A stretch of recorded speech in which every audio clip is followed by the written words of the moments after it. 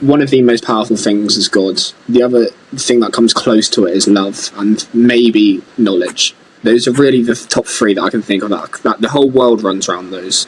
They're in every kind of human, and that they can like be such a reason for why people act. And I feel Can I just jump in and say how are you defining God in this context? Because it'd be useful for people.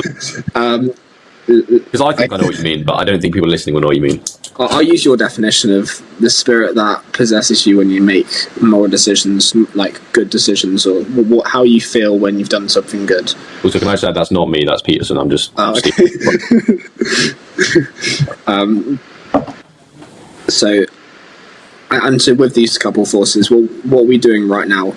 Well, Nietzsche found God's body a couple hundred years ago, and that's kind of.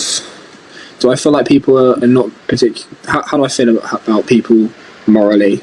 I think everyone's got some darkness in them, and everyone's got done some shit, and yeah, I don't think maybe people are as morally good as they were.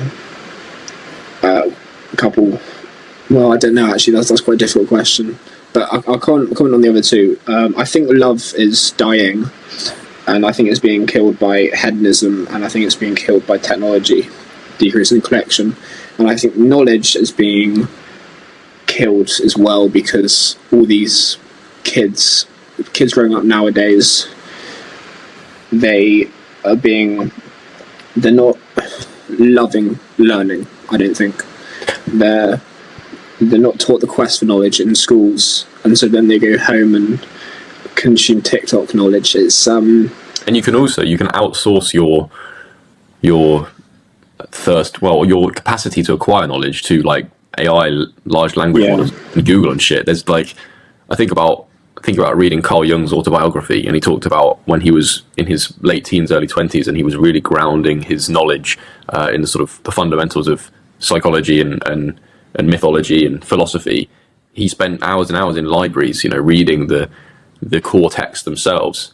And there's a side to it where you can argue, it's so great that we have knowledge at such arm's length, and we can just type a sentence into ChatGPT and get a kind of response. But I don't think we ingrain knowledge quite as deeply as we would kind of in say Carl Jung's era. It's interesting.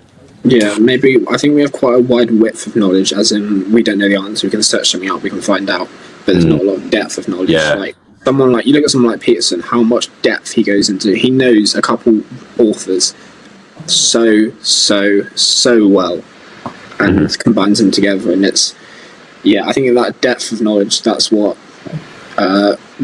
we really want. I don't think we need to know everything at such a wide level.